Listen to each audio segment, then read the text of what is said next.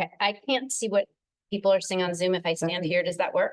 That works perfectly. Okay, And I'm your Zoom chat. excellent. And I will need to come over and cross over to Yep. move slides because Perfect, this yeah. doesn't seem to do that.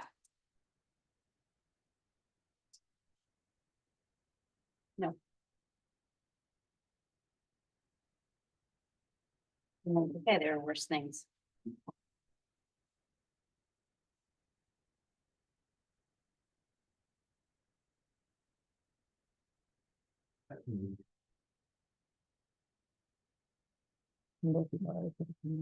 The handout up at the front. I'll grab some. Thank you. I wonder if there's a way that there's a way to share the chat with people. That would be neat. Is that People enough? might want to see the chat and they might not. Yeah, No, I the might hand- give you that. I can- Oh, yeah, yeah. Okay. Do you want me to try to put it up? I can totally do that. You do you. but that's nice.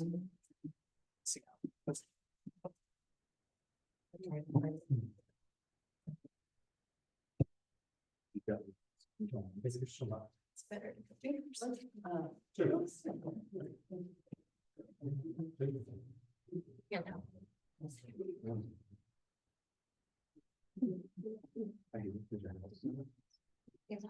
You may have to re-add it later as people come in because they won't see it if they join later. Okay.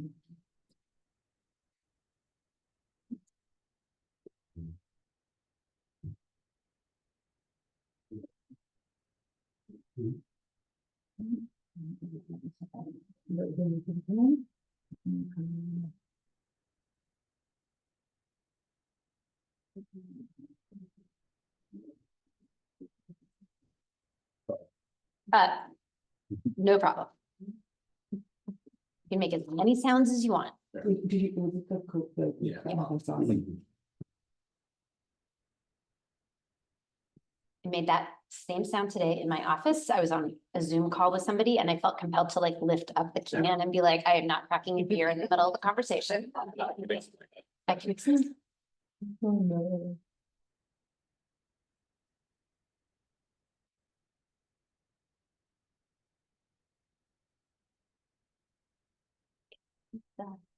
quiet. Your children are not here right now.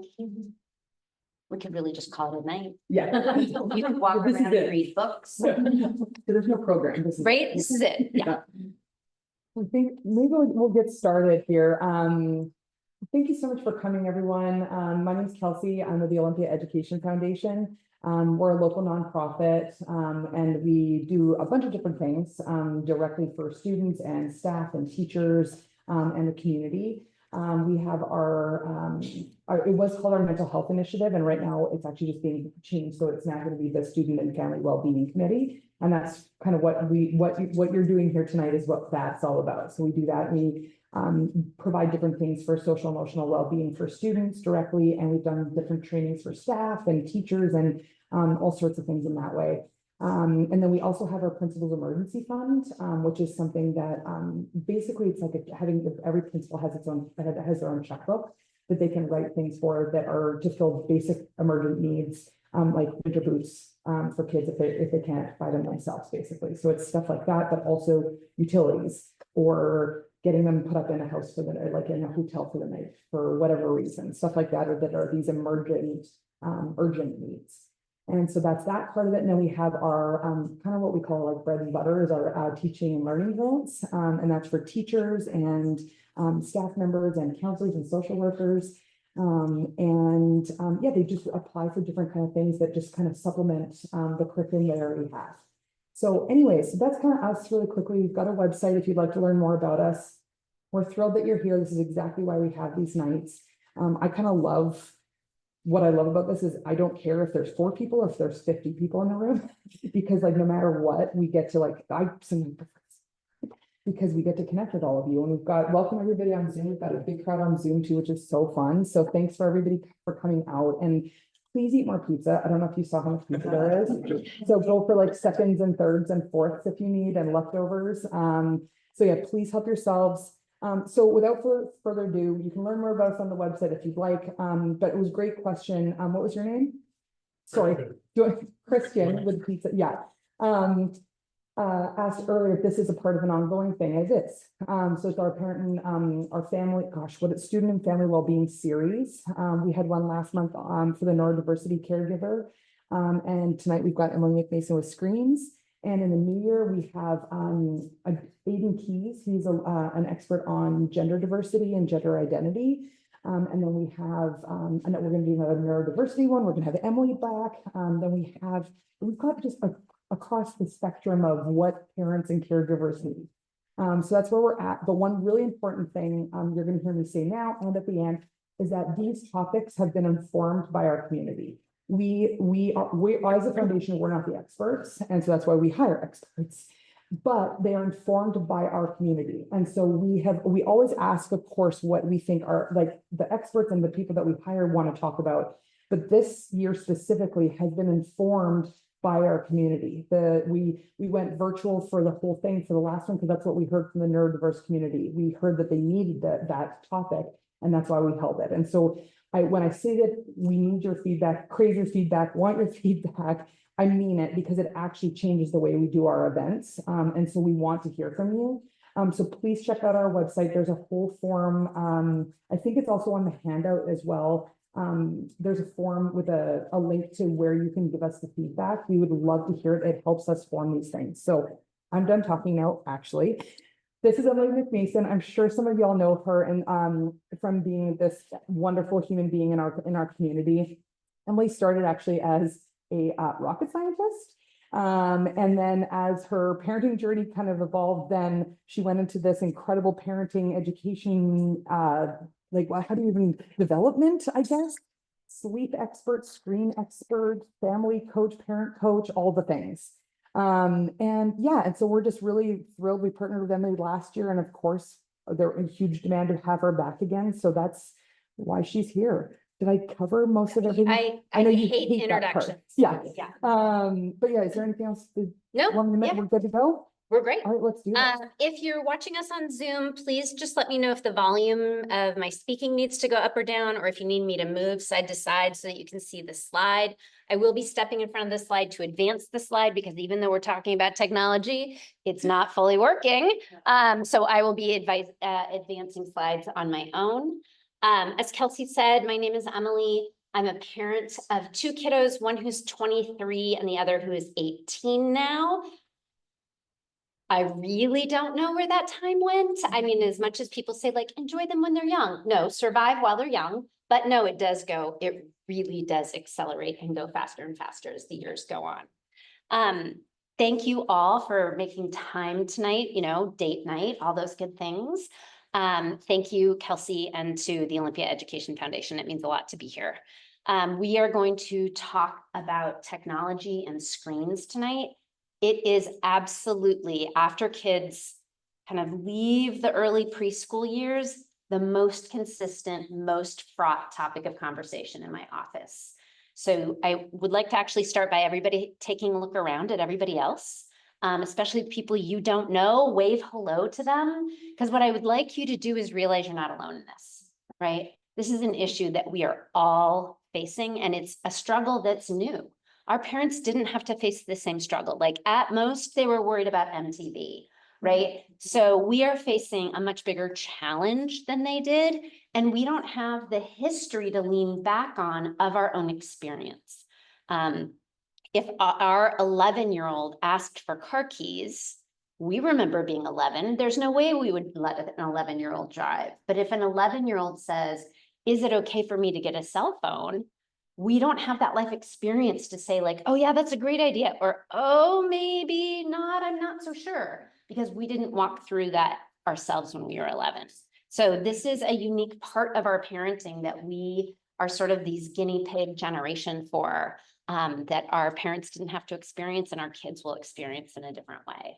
Does that make sense? To people on Zoom, Kelsey did just walk away, but I know she's coming back. To folks here, please interrupt as we go along. I don't know about you, but trying to remember anything these days is a hit and miss opportunity. So if you have a question, ask it now. Don't save it until the end of the evening, because the moment may pass and you might not remember it, and chances are somebody else has the exact same question or something similar, or they've never even thought about that question, and that's going to really make them think about things in a new way. So please don't hesitate to jump out and say something as we go along.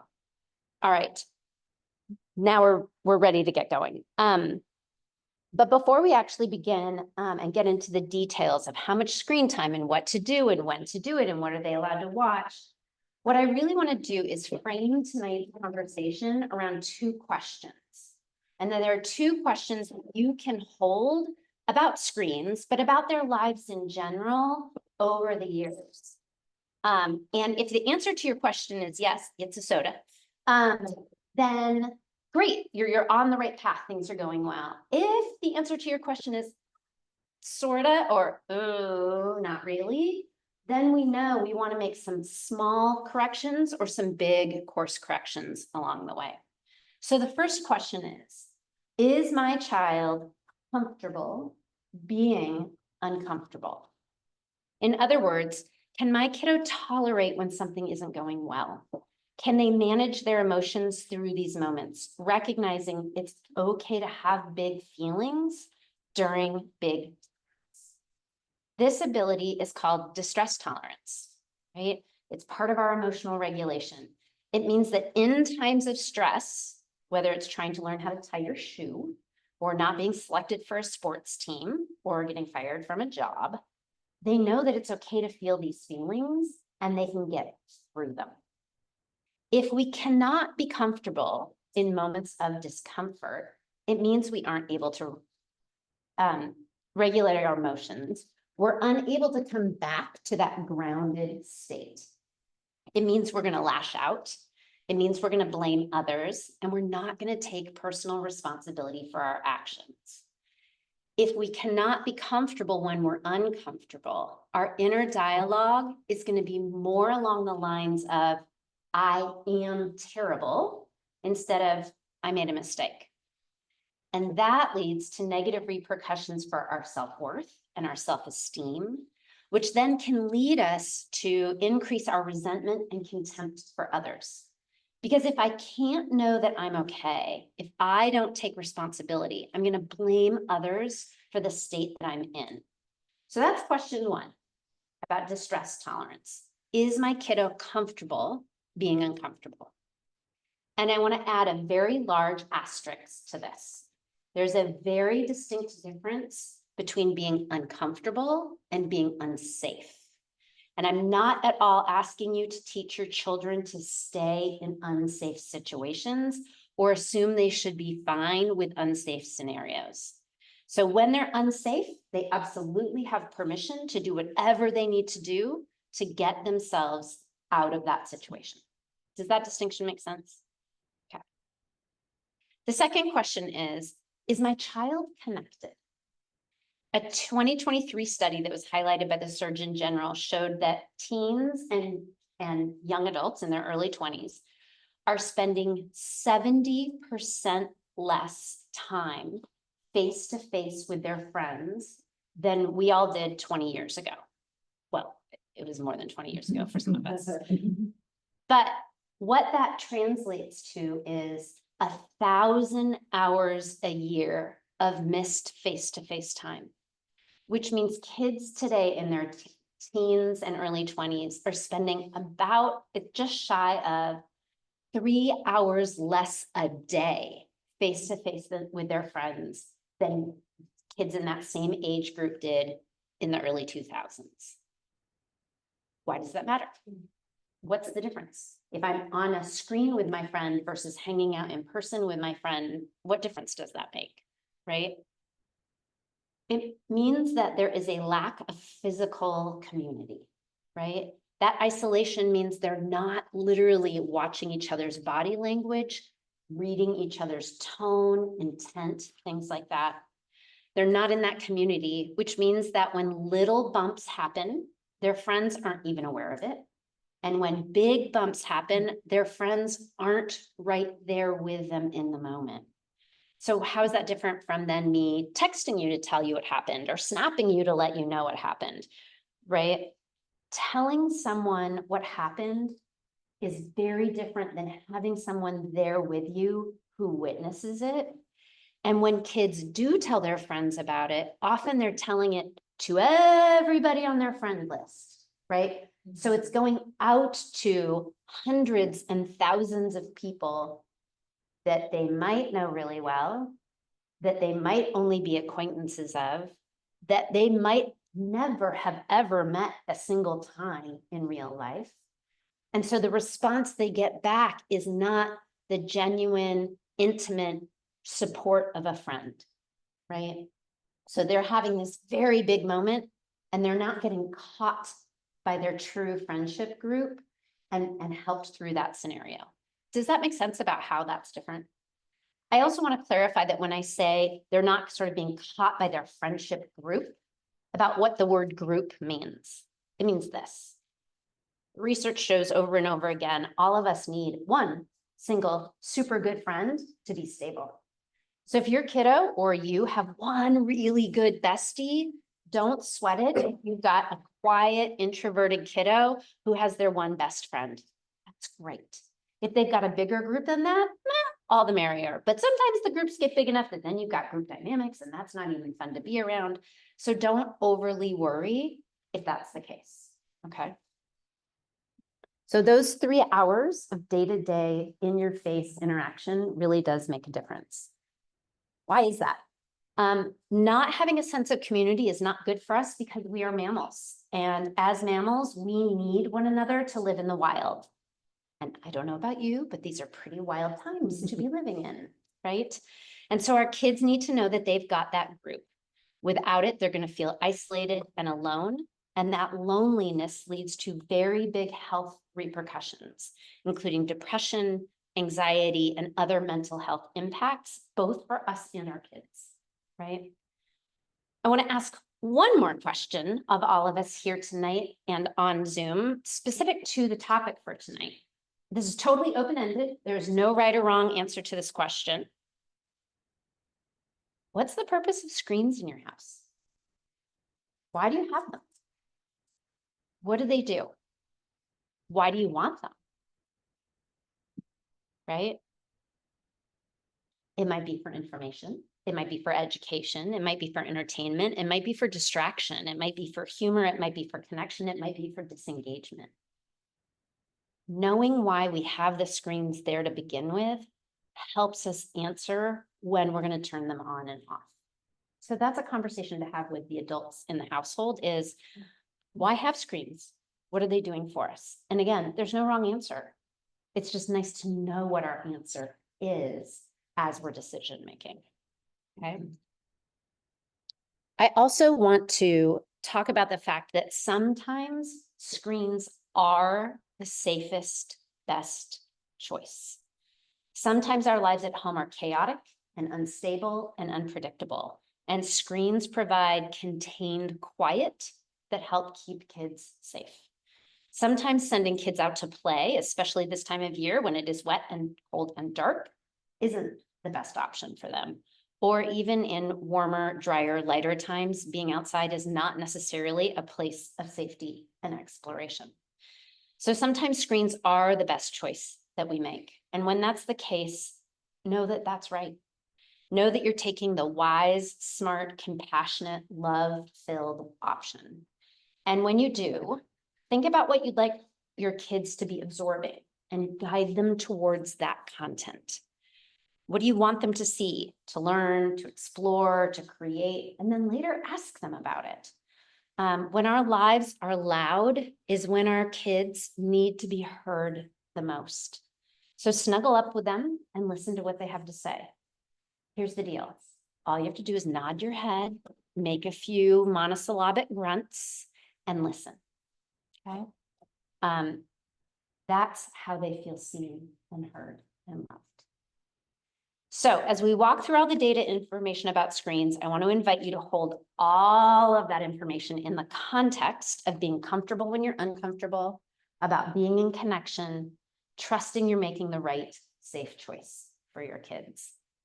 Our goal is to make technology that works for us, not against us. We want it to make our lives better, not harder.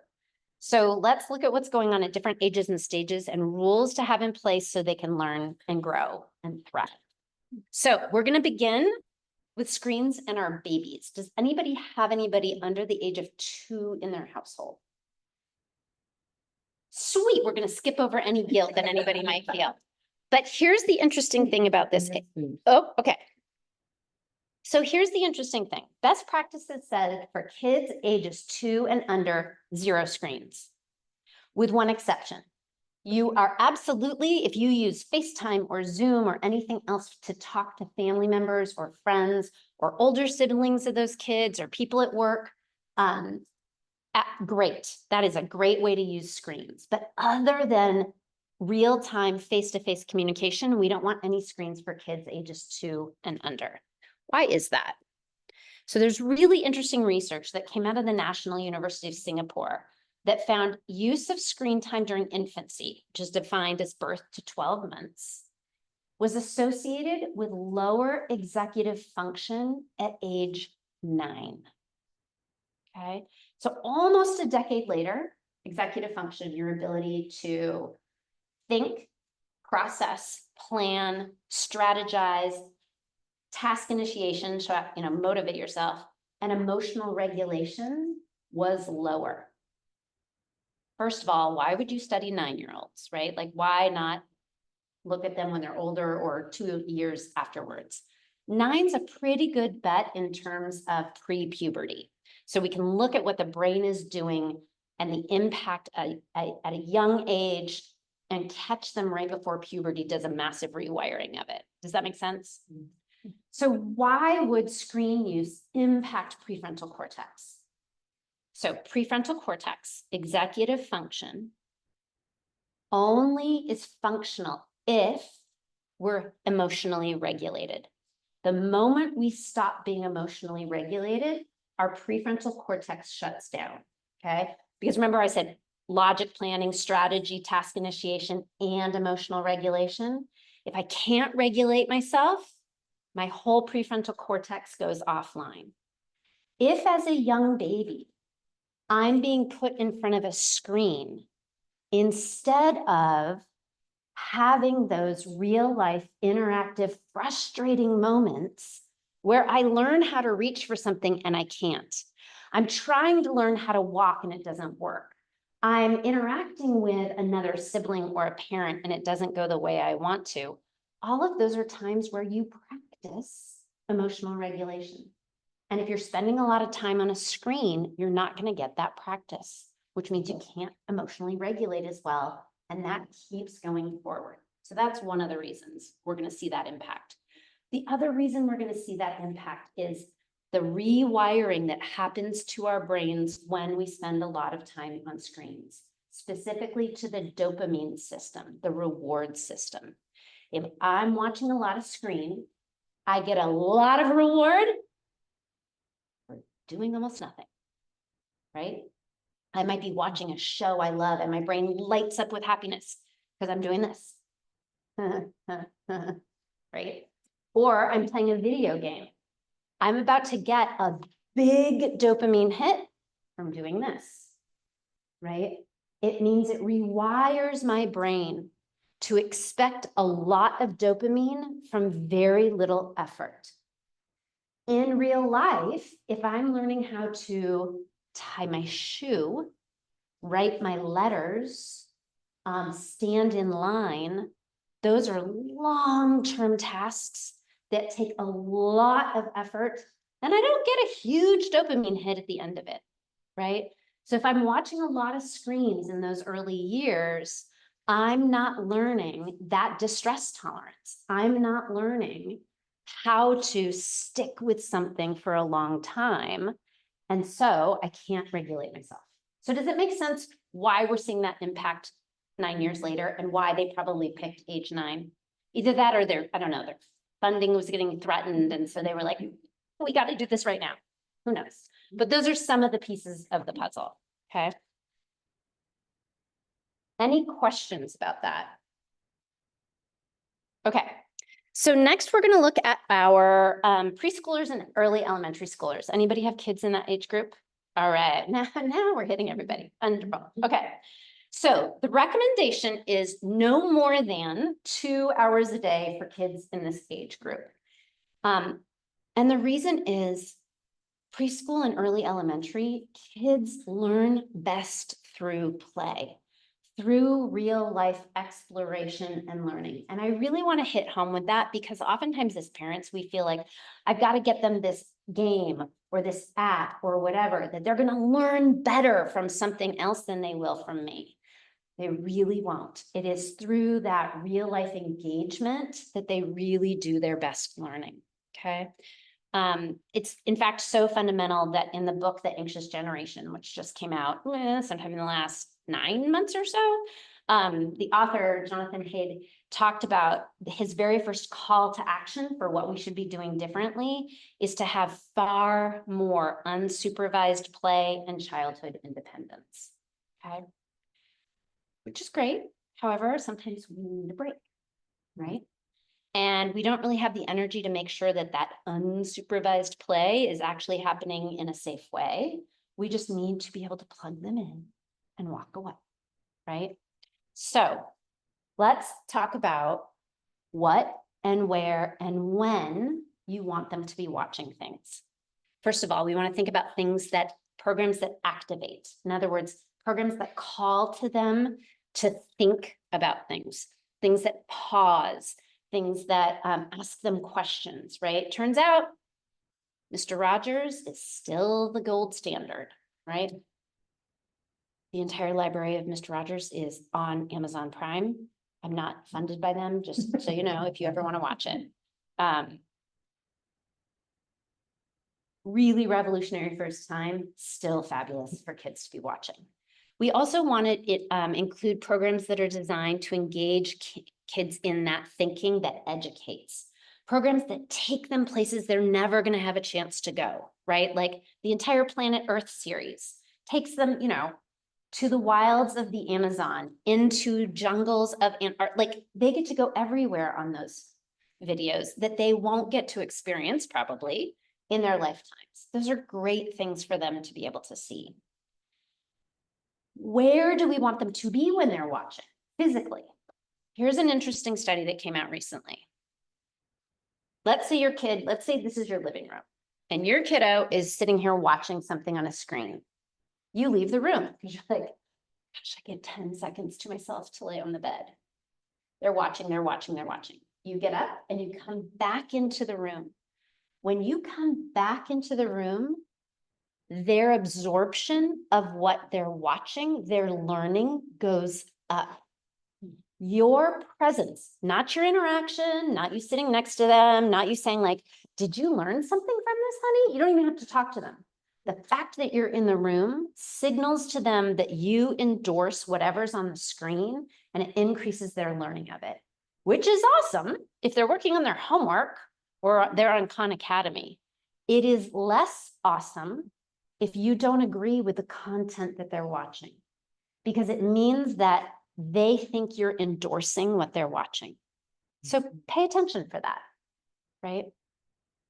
And the last piece is, when do we want our kids to be on screens? And this is a little bit of a trick question, because when we want them to be on a screen is oftentimes easy to turn on, but terrible to try to turn off, right? So you might think like, oh God, if they could just watch something for the last 10 or 15 minutes every morning while I'm finishing gathering us up so we could get out the door.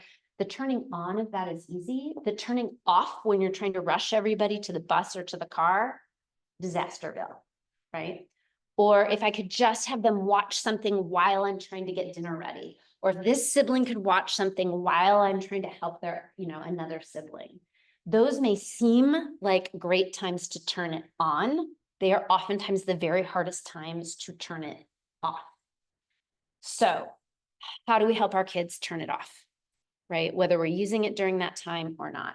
So in those really tight times, when you're doing transitions that happen really quickly, or you feel really time crunched, think about doing things that keep them entertained from an audio standpoint instead of a visual standpoint. So play a playlist, play a podcast, play an audiobook. It's far easier to get kids to turn something off that they're just listening to than what they're watching. Does that make sense? Okay. The other thing to do is think about when you need something to get turned off. There are a couple pieces that make it much easier. One is don't call from across the room or 3 rooms down the hall, or if you live in a 2-story structure, from one floor to the next. Has that ever worked for anyone? Anybody? No, didn't think so. Doesn't work in my house. Proximity matters. Go be near your child. Do you mind if I stand next to you? Okay. So then saying to them, okay, kiddo, it's time to turn off that screen. You're going to get way better buy-in. Next, get close to them physically. Do you mind if I snuggle next to you a little bit? Lean into them, right? Physical touch makes a difference. Then talk to them about what they're watching. Oh, I love this episode of Bluey. This is so good. Isn't this great? All 3 of those things are going to lift. Thank you for being my little kid. All 3 of those are going to help lift that child's attention from their lock-in from the screen to being connected to you. So that then when you do go to turn it off, it's going to be a lot easier. The other thing to do when you're setting them up to watch something, take this with you. Don't leave it anywhere near your small child. First of all, then they can't change the channel. Or for the smarter ones or older ones, they can't rewind to watch it again and say, but the episode's not over, right? The other thing to do is set your own device for a few minutes before the show is supposed to be over. Especially if your kiddo is watching something on a streaming device where one episode is just going to automatically roll into the next. If you say to a child, you get to watch for 30 minutes, but episodes are 22 minutes long, that is a disaster, right? And what's going to happen is at minute 35, when they haven't magically appeared with their hands washed for dinner, then we start yelling at them about it. What we want to do instead is say, you can watch 1 episode. I'm going to set my watch for 18 minutes. Then I'm going to come hang out with you for the last 3 or 4 minutes of the episode. And I've got the remote. I'll do the turn off, right? Does that make sense? It works with littles. It also works with bigs. Okay. Any questions about that stuff? As your kids get older, as you're watching things both together and on their own, another thing to do is start talking to them about what they're seeing and what they're not seeing.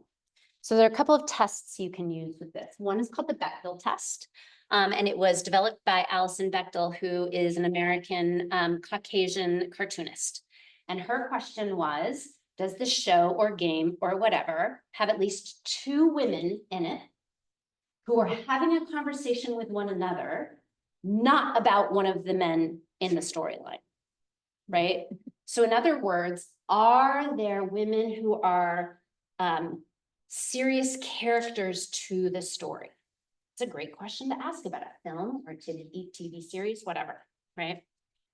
Soon after she developed this, another one was developed to honor Ava DuVernay, who is a Black American producer, writer, actress, right? And so now we're looking at authentic diversity in our media. So now the question is, are there 2 characters of color? And they can't be in a romantic relationship with each other. This is not just substitute a cute Black couple in for a white couple on a Hallmark Channel movie, okay? They have to have complex lives, not just in relation to white characters, all right? These characters need to have names in the story, right? And finally, they must have dialogue that isn't just about supporting their role of white characters, right? So those are 2 tests, but you can make up your own. You can say to your kids, what other tests do we want to have? Do we want to have an age test, an ableism test, a diversity of neurodiversity test? Do we want to have a gender test? Do we want to have body shape and age and size? Like, you can come up with all the tests that you want, family structure tests, right? So that we're really asking our kids to see and analyze what they're watching, not just kind of mainline it into their understanding of the culture around them. Any questions about that? Okay. Another thing that you can do when you are watching stuff is talk about your ads with kids, right? Oftentimes we mute ads or walk away from ads or fast forward through ads. Ads can be really informative for kids. You know, one thing you can do is stand in front of the screen and make them listen to it and say, what do you think they're selling? Or have them close their eyes. What are they trying to sell us, right? Or the reverse, mute it, but have them watch the screen. What do you think they're trying to sell us? How are they doing that? Right? When my kids were little, we would watch the Tour de France every July. That was our TV rules went out the window. You could watch as many hours of bike coverage as you wanted. And when Cole was about 10, he asked, how come in the mornings, the ads are for restaurants and hotels, and in the evenings, the ads are for alcohol? And then there's this ad where these guys keep throwing footballs through tire swings. I was like, that's for something called Viagra. Yeah. And we had this whole conversation about why are these ads aimed at different times and places, and what is Viagra and why a football going through a tire swing is a thing. If your kids love video games, you're welcome to groan at this suggestion. Play with them. Learn the game with them. Don't be the expert. Let them be the expert at it, right? Talk to them about the characters. Why are the characters animated like this? Who are the characters? Again, who's missing? Who isn't being represented, right? What are their storylines? Why are those the storylines? Oh my God, do I have to do this on Minecraft with you? Okay, I guess we're doing this, right? As your kids get older, have them create playlists for you. Listen to the songs they're listening to. It is so tempting to say this music is terrible and I hate these lyrics. Instead, be curious. Oh, what do you love about this song? What do you think that the group means by this? What does that video look like? Why do you think it looks like that? Because they're watching it anyway. You might as well get your voice in there as well, right? And then also talk to them as they get older and they're using apps. Ask them to watch for content drift. Talk to them about, well, when you watch something or you like something, that algorithm is learning about you. And so it's going to show you more things along that content line. So pay attention. Like, if you really like one song by somebody, do you suddenly see all of their songs? Or if you think a cat video is funny, do you suddenly have a lot of stuff about cats? Because that's one of the things we want our kids to be aware of, is the siloing and the extremism that can happen as they're watching, that just literally starts click by click by click by click, right? If you really want to geek out, you guys can start a family account that's like a dummy account, and like go and look at different things and follow different things and see where the algorithm takes that account. See what happens. Talk about it as a family, right? Yeah. I think it might have been in, well, I'm kidding. I know it's weird. I'm here on Ed Foundation. Yeah. And I also have kids. So yeah. Which hat would you like to be wearing? I think it might have been Interest Generation or something in relation to that with Jonathan Tate. Was this idea of trying to teach kids to be suspicious of social media, as opposed to it being this like reward or this thing that like triggers don't like. And so I think that's what you're talking about a little bit. And so I'm kind of putting you on the spot, but I was wondering, like, because there's part of me that was like, okay, how I'm having trouble actually like applying that to like saying like, instead of, you know, because I also don't want him to like go in being like, what's going to happen to me, you know, like this, like, especially because my, you know, Owen, he's prone to being nervous and Mhm, scared of everything anyways. mhm. So like trying to find that balance of like healthy skepticism. So I would frame it from being detectives. So not Hmm. like, oh, this is this big terrible thing, but like, oh, let's be detectives. What do we think is happening here? What clues are we being given and what clues are being hidden? Oh, that's Right? really cool. And Okay. so that's a way, did I? Yeah, the hidden message thing. That's Yeah. exactly it. So the clues, that's, yeah, because he's 8. So Yeah. that would be like that's a Yep, perfect, okay, Yeah. cool. I would do that. Oftentimes parents want to know about sleep and the effects of screens.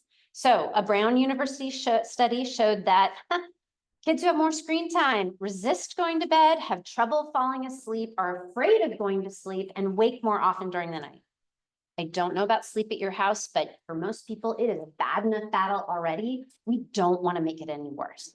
So really think about, and I know it's hard, but having screen-free time for the 90 minutes to 2 hours before bedtime.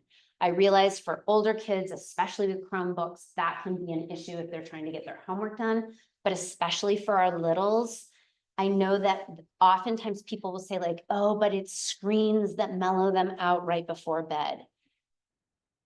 They may look a little comatose while they're watching. Do something audio instead. Read to them, have them listen to an audiobook, have them listen to, I don't know, a sleep story on the Calm app, but have them do something that's audio, not visual. One of the things to know is that the sensitivity of our eyes to light increases as the day goes on. So early sunlight, actually, we really want early sunlight, but as the day goes on, our eyes get more and more sensitive to light. So actually by about dinner time, if you're having trouble sleeping, if anybody in your house is, we actually want to turn our overhead lights off because it's signaling to our brain that it's the middle of the day. And we want to start using table lamps or low floor lights to give our body the signal that the sun is setting. It's at eye level now. That's actually going to help the pineal gland kick in the production of melatonin. So if you want to enhance your own body's melatonin before adding any extra melatonin, those are some ways to do that. You can also give kids tart cherry juice, kiwis. Once they're old enough to not think that the bath is Great Wolf Lodge, bath time, hot showers right before bed help. We have to give off about 2 to 3 degrees of our core body temperature when we're going to bed. And so coming out of a hot shower or bath and right under the covers actually makes it easier to fall asleep. Cool room, warm body. It's why it's so hard to fall asleep in the summertime. Our air is so warm, it's so light outside, so that's what makes it tricky. It is a little talked about part of climate change that's going to really be a problem, but as our planet is warmer and we can't keep our places that we sleep cool enough, it's going to impact our sleep. I will now get off that soapbox. The other thing to know is really recent data in the last 18 months or so showed that the impact of the screen light between 11 p.m. and 4 a.m. negatively impacts both dopamine and serotonin. So it means it increases our depression, right? So even as adults, if we're watching something, you can get it turned off by about 11 o'clock. Otherwise, it's really affecting our mental health. This is also true in terms of if you've got little kids who are sleeping with night lights, if you can start to get them off of their night lights, it's going to make a big difference. Have the night lights out in the hallway instead of bedrooms. If you're going to have a night light, have a red light bulb or a pink salt light if you need to, but we really want our kids' eyes, even when they're closed, to not be getting light in. Sorry, didn't mean to panic you. I can see the look on your face. I know. How are we doing on time? Yeah. I used a red nail polish just as an FYI. Yep. Just red nail polish over like my IKEA light bulb that's flat. Yeah. So my kids have red. Yeah. Yeah, absolutely. And that's what astronomers use in observatories because it interferes with our eyesight the least. So yeah, fabulous. As our kids get older, middle school is often a time where they're getting more and more devices and more access to social media. Anybody with middle schoolers? Okay. Which means there's more for us to track and more boundaries for us to set.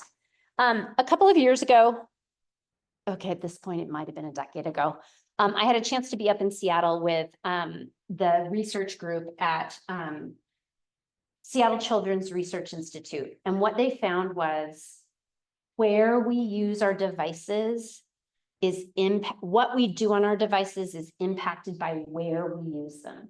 In other words, if I've got my device and I'm in my bedroom, I behave as if my device is a private device.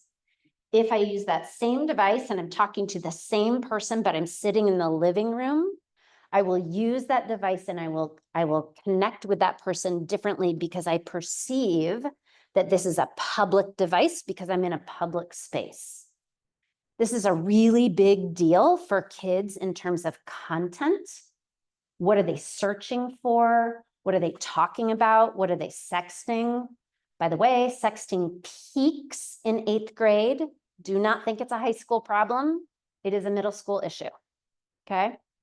So we want to, and with COVID, a lot of us, we had laptops and screens and tablets and all sorts of devices in bedrooms because we had to, because we were trying to keep everybody separate for their learning. But now we want to pull all of those back into the public spaces of our house, right? And if your kids push back, of course they're going to push back. It's okay. A lot of times parents will say like, oh, but I would change the rule, but man, my kids are going to complain. Okay. Like they get to complain. They complained when you buckled them into car seats. They complained when you said no more goldfish crackers. It's okay for tweens and teens to complain. They get to do that. And you can be funny about it. You can be like, bring it. Tell me all the complaints. How fast can you tell me how terrible of an idea this is? Great. It starts tomorrow, right? Yeah. Can you, like, should you be transparent about like all the science behind this? Mhm. I feel like my kid's gonna want me to like, explain it, but I don't wanna like do too much and, you know. Yeah. And I like, how much do you just like, this is just the rule? Generally speaking, the science behind it is our superpower as parents. Because when we can explain the why, that calms their brain down, right? If I tell you that the reason why the speed limit got changed from 45 to 35 was that a cute little elementary school was added to the street and we've got kids who are walking to school, we're all going to be like, oh, that makes sense. If we just say, yeah, you can't drive that fast anymore, people are going to be pissed, right? The same is true for our kids. It is one of the benefits for us of our generation of parenting is that there is science behind everything. And so we can just say, this is why. Do you want to know why you should not drink until you're 21? Never mind, maybe 25. Here's the science behind it. This isn't me telling you that this is my moral or my ethic or my whatever. I'm just telling you what the science is. And even if they're rolling their eyes, they're paying attention. My daughter went off to college this fall, and I am not kidding you. She convinced her roommate that lights out is 9:30 every night because of how important sleep is to the learning brain. And I was like, she actually listened. Okay, right? So yes, giving them as much as you want, right? And so what you can say is, our brains are funny things. And we want to make sure that these are public devices, right? Anybody can screenshot anything, anybody can copy anything. So we just want to remind our brain that this is a public thing. And so we're going to do it in public places, which means sitting in the living room with it, right? Just like when they were little and they'd stick their hand down their pants and we'd be like, hey, you're welcome to do that. Those are your private parts. You need to do that in the privacy of your room. We're sort of introducing the opposite theory there, that same sort of idea, right? Having screen-free time as a family. So dinner time, everybody's screens go away. The first 30 minutes of a car ride, no screens, right? Create that forced family fun so that they remember how to communicate with us. Yeah. Yes. She asks, what is the guidance of screen time for teens? Great question. We would prefer it to be about 2 to 3 hours. The data is that after about 3 hours, there's really big impact on mental health. And it goes up with each hour of use. It's one of the things that's really nice is at least our local public high schools have done a massive policy change this year, and kids are not allowed to have their phones out during class time unless specifically a teacher says, get your phones out now, but those phones get yanked and sent down to the office.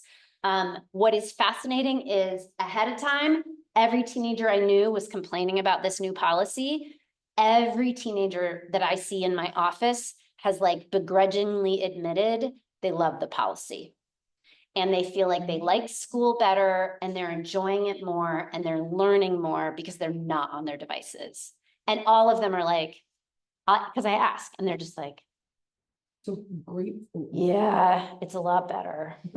I really do. I'm paying more attention. School is easier. I like it more. Yeah. Great follow-up question. Yes. Same person said, Yeah. is this their personal screen time or does this include homework screen time? Another great question. It depends on the fidelity of homework time. So they may say that they're doing homework, but especially if you've got kids using screens in those common spaces, it is not like this with their back to the wall and their screen like this. They can switch tabs faster than anything.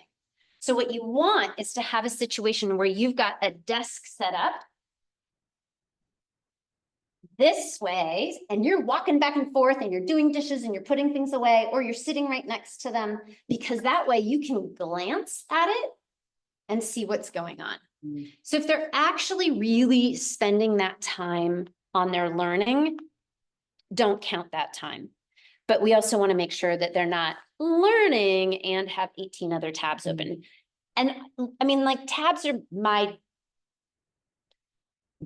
kids make fun of me for how many tabs I have open at a time, right? Like, it's hard to not be like, oh, I just want to look this up, or, oh, I want to save that for later, right? So generally speaking that. And then also, and you can do this for yourselves, think about, like, if your kiddo's best friend lives far enough away and they want to FaceTime, maybe you don't count that towards those hours, right? Because if they're FaceTiming and hanging out each in their bedroom and talking and laughing, are you going to count that? Maybe, maybe not. I mean, ultimately, we want them to be face to face with each other, but if that's not physically possible and it's giving kid a sense of connection with somebody, okay. I'd much rather have them doing that than doing more time on social media. Yeah. Sorry. Is that true for games? Like these days, the way that kids are playing video games and they're talking to other kids and there's all kinds of camaraderie there and things like that. So I would say, no, it doesn't count for that. That needs to be counted into their screen time usage. And here's part of why. One is, unless you're really careful and close it in, you don't really know which other kids are in those games, and you're not necessarily able to hear what the other kids are saying. The other thing that's different, and it's a little bit goes along gender lines to some extent, is we tend to acculturate girls to talk to one another, right? We tend to acculturate boys to go do something and talk while they're doing the thing, right? So, like, let's go to a football game. Let's go hang out and do something. Let's go, you know, play darts. Let's go play pool. Let's go do an athletic event. So guys tend to have a centralized thing, and then they're kind of, honestly, kind of talking smack around it, right? What we want to do is help raise our boys to talk to one another. So if we are counting that third space screen time as, if we're eliminating that from counting as their screen time, we're giving them a lot of time that they aren't practicing that positive personal relationship with someone. Does that make sense? Yeah, So. no, one question per family, I'm sorry. Just, you had mentioned just real quick, but I caught on to it, is like FaceTiming in their bedrooms. But that's contradictory to what you're saying about bringing it into the public, so can you speak to like, is there a balance between like, I wanna talk to my friend in private Yep, and, but also. yeah. So I would say, if you would like to FaceTime in your bedroom, it's not with earbuds. I want to be able to walk by your room and hear, parts of that conversation. I also want to make sure that you're talking to who I think you're talking to, right? So that's another piece of this is oftentimes parents will ask like, do I check their devices? Do I not? When do I stop checking their devices? So it is trust and verify all the way through. And when they're young, you're going to be in their business 1,000%. And as they get older, you're going to slowly peel that back. You want to do it sporadically and unpredictably, and that's going to keep them on their toes, which is going to help keep that content accurate. If you say to them, every Sunday night at 6 p.m., I'm going to check your search history. No. Yeah, You know, when you say, let me see that. exactly. Absolutely. And if they say, but it's mine. First of all, no, it's not. It is Give mine, me some, yeah. right? And if they say, but I bought it with my own money, but the package that you're on, I'm paying for your Wi-Fi content, your cellular data, all of that. And even if I didn't, even if your child has bought their own phone, is paying for their own phone plan, these are health and safety issues. And when you're under my roof, these are the rules and expectations. And you say it calmly and solidly. And even if they melt down, you stand there and you go, I am so sorry that this rule feels so hard. It does feel really hard. I get that. But I will say why it feels that hard, right? Is that Yeah, something that you don't want to show? which they may be, That is like, or they're pushing boundaries, right? And so it's like, it is my job to check. The other thing you can say, because then kids will say, but you don't trust me. Actually, it's my job to set you up to be successful. And so I am going to be checking to make sure I'm keeping you successful. Because it's not just about you, it's about the other people that you might be connecting with. And that's part of my job too, right? I was helping a family recently whose daughter was chatting online with a guy who was 15, yeah. not even close, right? But she was young enough, she didn't know what to ask or how to know or to look at the types of ways he was typing to her. She just was too young to have red flags around that stuff, right? So the question also comes up, and I know you raised your hand, and I'll come to it in just a second. When do we give kids devices, right? It's a little bit like, when do we let them out of a crib? As late as humanly possible, right? There is a movement, I think it's out of Texas, called Wait Until 8. It's about cell phones. And you can sign like a contract with you, your kiddos, groups of friends can get together and all do that together as a group. Jonathan Haidt recommends that we don't give cell phones until high school, right? And also one of his points is no social media until 16. Okay. Federal law is 13. If your kid has a friend who's on Instagram or Snapchat as age 10, they're breaking federal law. So again, kind of like the science behind things, it's like, no, kiddo, I do not endorse this breaking the law. So no, you do not get to have Instagram at 11, right? Question. Yeah, they're asking at what age you want to start checking on them less? I would say that is very child specific. So generally speaking, kids are moving out in one form or another around 18. So by 18, we are probably, we want to be done doing that.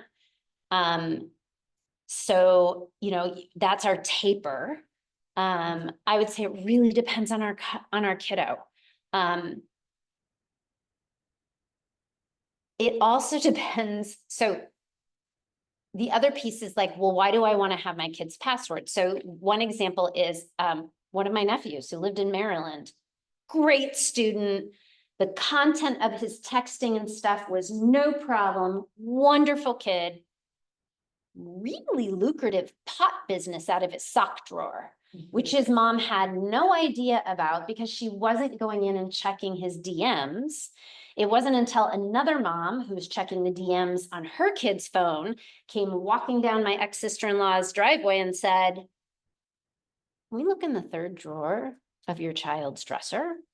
And I mean, it was filled, right? So it's not necessarily that they're sexting somebody or they're bullying somebody or anything else. I mean, in Washington, you know, like it could be a pot business. So we want to be checking. So I would say, I don't know, pick the number that works for you. But again, you want it to be sporadic. You want it to be unpredictable. You don't have to check the content every time of the same conversation, right? Like I may pick it up and one time check your texts. The next time I might check your Instagram. The time after that, I might check Snapchat. You don't have to, it's not a, I have to do a deep dive on every app. It's just this reminder that I'm gonna be out there, right? Think about our driving habits. Most of us will say chances are there's going to be more state patrol out on the freeway towards the end of the month or on major holidays. So we're going to go a little bit slower then. But if they suddenly start showing up on the 3rd or then the 11th or then the 17th, even if we don't get caught doing anything, it is going to lower what we're doing. It just brings more awareness to our kids about what's happening. Another study that came out in 2023 looked at 27,000 adults, so already in their adult years. And it showed that the earlier those people got cell phones as kids, the lower their adult self-worth, their adult motivation, and their adult resilience. So the earlier they got phones, the lower those things were. They also have increased adult sadness, anxiety, and aggression. And it mirrors that study that we talked about at the very beginning of the night, right? The more I'm on a device, the less I'm doing that emotional regulation, the less I'm doing that distress tolerance work, the less I am able to walk in the world and deal with the real life stuff that life brings me, right? So there's a real mental health implication for kids and for us about our devices. Think about the difference between like,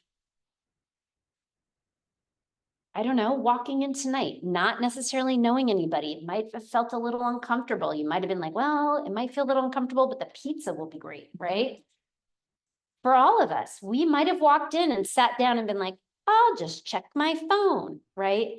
It gives us a way to numb that emotion, take us out of the moment and help us kind of put a barrier around what we're actually feeling versus walking in, putting our phone down, looking around and going, hi, to a total stranger, right? But that's that practice. And if I can be comfortable when I'm uncomfortable, I'm going to do a lot better when I get a flat tire, or I'm going to do a lot better when I have a not so great review at work or whatever it may be. Okay.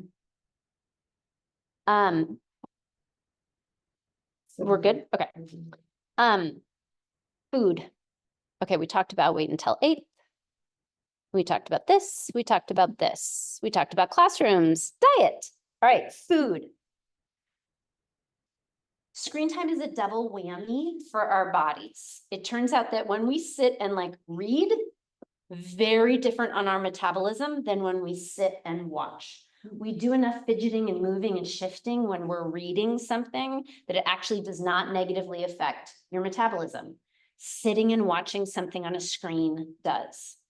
Sitting in front of a screen lowers our metabolism below what it was when we are not in front of a screen by 14%. Okay, so right off the bat, our metabolism goes down by 14%. And it stays lower for up to 48 hours. So it's not just while we're watching, there's an impact going forward as well. And being on screens messes with our appetite. So on days when kids are watching screens, they reported feeling less hungry before the meal. Okay, they're not up, they're not active, they're not moving around as much, makes sense. Except then this unexpected thing happens. On those same days, kids ate more meals, they ate more calories at each meal, and they ate fewer things like vegetables that would actually be healthy for them. So we eat, can I swear a little bit even though we have Zoom? Okay, if you have a small child watching right now, mute them. They eat more food, they eat more crappy food, and their metabolism can't keep up with that. It's actually lower than it would have been, and that can last up to 48 hours. Right, so there's a real link there. Pre-pandemic, 30% of US children ate dinner in front of a screen. Just turn the screen off, right? Just let the voices at the table be your voices. Or if you really want, put on a podcast, put on an audiobook, but do something other than have everybody sit in front of a screen, right? TV dinners, not cool, okay? We talked about patrolling their content. We talked about my lovely nephew. All right. Help your kids learn how to manage their big emotions. Whenever we have super big emotions, we take one of two paths. We numb ourselves or we nurture ourselves, right? Numbing ourselves is anything that we do, that we pick, that after we stop doing whatever that was, we feel just as bad as we did before or worse, okay? I might binge watch something, and after I turn it off, I'm like, oh God, I still have to respond to those 87 emails, and now I really need to go to bed, and I feel more terrible than I did before I started the binge watch, okay? So that's stuff that numbs us. Nurturing is when I do something, I'm feeling super terrible, and I do something and I feel better afterwards, okay? I went for a walk, I got fresh air, I drank a glass of cold water, I took a hot shower. There are lots of things. And the cool thing about framing it, I think, in terms of numbing or nurturing, is it takes any morality out of it. And it also reminds us there are things that sometimes are in one category and sometimes that are in another. Chocolate pecan pie in the wintertime, bring it. That is nurturing to me if I eat one piece. If I eat 4 pieces, I am numbing myself, right? If I am binge watching something, sometimes binge watching, I'm gonna laugh, I'm gonna cry, afterwards I'm gonna feel better. Sometimes I might watch the same exact show and feel worse, right? So it allows us to have this dynamic self-awareness. Is this helpful or not helpful? And saying to our kids, let's start a list. What goes in your numb and what goes in your nurture, right? And one thing to say to your kids is usually the nurturing things have a speed bump. There's something that makes it a little hard to get going, right? So like I could watch something or I could go for a walk. No, if I'm going to go for a walk, I have to get my shoes on and a jacket. That's my speed bump. I have to get over that hump to do it. Chances are that means it's going to be good for me. The easy one is the slide that we use to numb. And so one of the things we want to do with screens is teach our kids not to do it automatically as a way to numb themselves, right? Because it's pulling them out of real life. It's stopping them from growing that distress tolerance, being okay with their emotions, all that good stuff.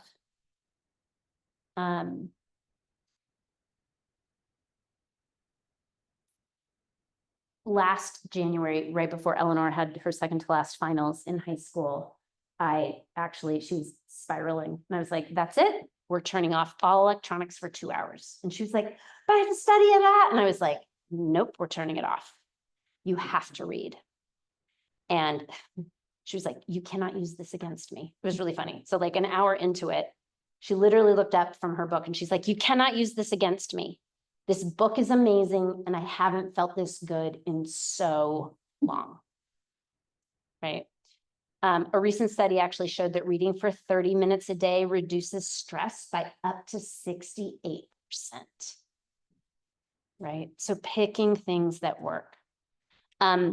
A few words about detox, okay? If you're wondering if you need to detox everybody in your family from screens, if your response is like, oh my God, that's gonna be impossible, chances are you need to do it, right? If you're like, oh no, we're doing okay, you're probably doing just fine, okay? So here's the deal. There was a study that looked at kids ages 12 to 18, and they were asked to spend 8 hours by themselves, no screens. No cell phones, no internet, no TV, no computers. They were allowed everything else they could imagine. They had books to read, they had stuff to write with, they had musical instruments to play, they had places they could walk, they had art supplies, you name it. It was like this free 8-hour day for kids. Here's what happened. 3 of the 68 kids in the study made it all 8 hours. 3 of them. 5 had panic attacks. 27 had nausea, dizziness, or other physical symptoms, and nearly all reported fear and anxiety. That's how addicted our kids are to their devices. Okay. Another study looked at the longitudinal response to detox. The hardest times are the first 3 to 4 days. It includes anxiety, depression, aggressive behavior. Days 5 through 8 are much better. And by the end of the second week, stress and boredom has been replaced by new activities. Jen? Thing too, or is it just screen? Just screens. Audio. So those 8 hours, the kids could have been listening. That's a really good question. I don't think they did. That's, They like plug in anything. I don't think so. But that's a good question about the audio portion of it. I'm going to assume no. So if you're now panicking and wondering how the heck we're going to do this, you can go cold turkey. You can also downgrade stuff, right? If your kids are normally watching 4 episodes of something every night, knock it down to 3 for 3 or 4 days, then knock it down to 2 for 3 or 4 days, right? If they're used to watching right before bed, replace that with an audiobook, then replace that with you reading to them, right? If you want to, you can start by throwing a blanket over the television and they can listen to the show they want to be watching, right? Because they're going to have to imagine it in their head. That's going to be different than actually having the audio. If they really have a show they love and it's really a pain, use the voice memo on your phone, put it in front of the TV, record on your audio voice memo, the dialogue of the show, and then you can just push play on your phone and they can listen to it. There are lots of ways to bring it down. There is a national screen-free week every week in May. So you can always bundle together with friends and family and classroom teachers and do it as a, competition with each other or support each other through it. The 2 things I want to leave you with, other than the just stress tolerance question and is my child feel connected, is as parents, changing the rules on screens feels really overwhelming a lot of the time. It feels like, how do we do this? And is it okay? And am I allowed to change my mind? Yeah. The hallmark of adulthood is we gain new information and we form new ideas. So it's totally okay to change what's happening at home. Model it, show it. If you want to, start with your own detox and then add them in. So I'm coming home and I'm putting my phone down and I'm walking away from it for the rest of the night. Right? And I'll leave you with one embarrassing but hilarious story about my daughter last year. At one point, couldn't find me in the house. And by couldn't find means did not get off the couch to come look for me, right? So she apparently called out for me. She then texted me. She then called me. I was in the shower, so my phone is not even in my bathroom. All of a sudden I hear this amazingly loud sound. She had hit the emergency find my device thing on my phone to try to locate me in the house. That was the moment when I was like, and now we're gonna do a detox. Because if you are not getting yourself off the couch to walk through the house to find me, we have a problem. I appreciate your ingenuity, but no. So yeah, I think we have like 9 minutes left. Questions? Okay. About the screen time. Mhm. So that count if, like my kid is online school, right? Yeah, So I try not to give her too much TV or like stuff from time. Yep. Because she's already 6, 8 hours a day. Yep. On this. Yep. So that count as I need to kind of take it off the weekends because sometimes on weekends I give her a little bit more time, right? yep, She doesn't use it as much. yeah, But because I'm worried about she's having 8 hours on the screen every day. yep. And that's a really hard one, right? Because that's how she's learning. And so like, do we count those 6 to 8 hours? Do we not count them? Where I would actually start with her is what do you want to add in? So do you feel like I want to add in you moving your body more? Or I want to add in you contributing more, like when I'm cooking dinner, come help me. Or I want to add in you reading a physical book. So I'm gonna, before I start saying like, you've been online for 8 hours, you know, because of school, you only get 45 minutes of like connection time or screen time. One of the things you can do is say, at most, you're gonna get 2 to 3 hours, but before those 2 to 3 hours, we need to have some moving your body, being in connection, creativity time, you know, like art supplies or music or whatever. I want you reading on your own so that the screen time isn't the first thing that happens. It's if we have time, we do it as a dessert kind of thing. There's times with that I feel that like the more boundaries and barriers I put. Oh, between yes. screens, that it makes it special. Mhm. Like it makes it the thing that like, well, if I read as he walks in, like my Yeah. kid just walked in, Yeah. so. Yeah. But like if I read for 30 minutes. Yeah. Then do I get screen time? Right. And like, I'm trying to combat that because I don't want, so like, there's times Yep. where I'm like, is it just a part of the day? Right. But then I don't want him on the screen all the Right. time. I don't know how to navigate. Right. So one of the things to think about is, and that's a really great question. So one of the things we tend to do is we'll say things like, maybe we'll have some more screen time this afternoon. That is an invitation to scarcity. And so then they're like, is it now? Is it now? Is it now? Is it now? If on the other hand, we say, after we have raked the leaves, called your grandmother, had lunch, and it's after 4 o'clock, then we'll watch a movie. So it isn't sort of that quid pro quo of if I do this, then I get that, because we don't want to set it up as like, right? But we can boundary it to say, these are the things that we're doing first. These are the things that we value most. So we do the value things first. Then this is an extra that we can get to, right? Versus like, these are your Brussels sprouts and that's your ice cream. Yeah, that's what I was gonna say. One of the things that earlier when you were asking things that we use screen time for, it's a reward. It's one of the things that you didn't mention specifically. Yep. And like, how do you balance that as a reward? Yep. in small doses? Yep. And we use it both as carrot and stick, especially with our tweens and teens. It's like, if you misbehave, I'm taking your phone away, right?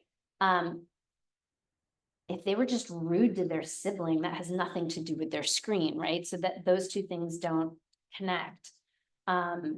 And the same piece of like, oh, if you're getting great grades, you get more screen time. Or if you are super helpful by raking the lawn, you get more screen time, as if it's this reward. We don't want to set it up that this is the holy grail, right? And so it's like, all right, these are the things we need to get done. The cool thing is if everyone can contributes, then we have more time for choice things. Choice might be reading, choice might be screen, choice might be going to the movies together. And so finding that kind of sweet spot. And the other piece to know is the interesting thing about rewards is rewards lower our sense of joy about the thing we're doing. So oftentimes, can I finish this one then? Cool. I don't want to throw any schools under the bus, but oftentimes elementary schools will have like February is reading month and we're going to have a pizza party if our class reads 100 books in February. Well, the pizza party happens and every kid gets given a piece of pizza. And so what they do is associate one piece of pizza is worth 2 books. And it actually lowers their sense of accomplishment of what they did. If, on the other hand, we say it's February and we're going to read a bunch of books, and we get to the end of February and we go, this is amazing, we read so many books, their sense of accomplishment is actually higher. Because to every kid, their internal reward is different than what we're measuring and giving to them. So if we're saying like, if you keep your room clean, you get this, or if you contribute in this way, you get that, we're actually devaluing their sense of accomplishment for the ways that they're helping to contribute to the family or their own sense of academic success or whatever. There was a Zoom question. Yeah. Are screen safety topics being discussed in schools, specifically middle school and high school? Not to my knowledge. More, I mean, it is definitely a conversation that's happening now in high schools with the limitation around cell phone usage. I don't know if they're talking about screen use in health classes. That would probably be the place where it's happening. Does anybody have experience of that? Does anybody know if they are? I think it's in 9th grade. Okay, health class. great. Thank you. I don't know them much. Yep. Yeah. Like we mentioned earlier, the mental health impact tends to happen at hours 3 and above. It tends to be, social media tends to have a bigger effect on girls than boys. Gaming tends to have a bigger effect on boys than girls, in terms of negative impact on self-worth and aggression, respectively. Yeah. Jen. Can you speak to nervous system disorders, like some under the MSD, like pathological command avoidance, in which one way is of regulating a nervous system that is discombobulated is by being with another calm nervous system, and another way is a screen. When I've been working with families where that is the case, part of what we're trying to do is create experiences where what might visually be happening on a screen is repetitive, visually creative, like just like screen moving, kind of what's associated like with pink noise or green noise or brown noise or white noise versus like watching content. It also can be helpful to watch things like there are actually a lot of things like usually guys leaning out of a train and just filming the train, like from Los Angeles all the way up to Canada.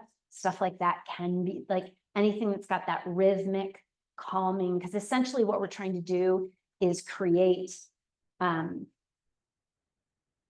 we're trying to body double and re-regulate the central nervous system. So anything that's going to give that either womb sound or regulatory, like a heartbeat kind of feel to it, or repetitiveness can be helpful. And then sometimes what we try to do is then like turn the screen brightness down so that then we're getting to the point where it's audio only. But it depends on the individual kiddo. Yes, Zoom question, and I'm warning that we're wrapping down. Yep. This is the last one here. Do you have? nobody any- gets to ask Yeah. anything else. Do you have any other resources for parents to monitor screen time, like websites, books, or podcasts you can recommend? That is a great question. Let's crowdsource that. Anybody have favorite podcasts, books, websites? I know a lot of the internet providers have parenting tools that you can use to set limits on individual devices. And you can set limits in different ways, like you can have Snapchat open for 2 hours a day and then it goes off. Or conversely, Snapchat is available from 4 to 8 p.m. and at 8 p.m., no matter how much you've used it, it cuts off. So look at your devices themselves, look at your technology providers. They've got devices, or there's software that's out there. I feel like it's always changing. And so every time I keep a list, it is outdated in like 2 days. Anybody have one that they love that they're currently using? I don't think Google Family Link. Yeah. And it does all that stuff, and I can say when quiet hours are, when it'll turn on in the morning, and what devices count, what apps count, what apps don't count for that time. Yep. And then it turns itself off. It'll give like a 15-minute warning and then like a 2-minute warning, and then it'll turn off and. Yep. And you're done. Google Link. Yeah. So like my kids are under 18, so therefore you like have a Google account for them under your, like, it's not under yours, they have their own account. Yeah. But because you're the adult, you're managing, you're there. Yep. Yeah, I like that. Again, thank you all so much. To the Zoom folks, thank you for joining us. We would offer you pizza, but we haven't figured out how to get it through the screen. For those of you who came, please take some pizza home. Save me one piece of vegan, please, because I would like to take that home. The handout has my contact information if anybody needs any follow-up. So on behalf of the Olympia Education Foundation, thank you so much for joining us. Their website has future talks, other things, feedback, all that good stuff. Fabulous, fabulous local resource. So please make use of Yeah, it. and please, like I said, if there's something you want to hear, or if there's a person you're interested in hearing from, anything in that way, please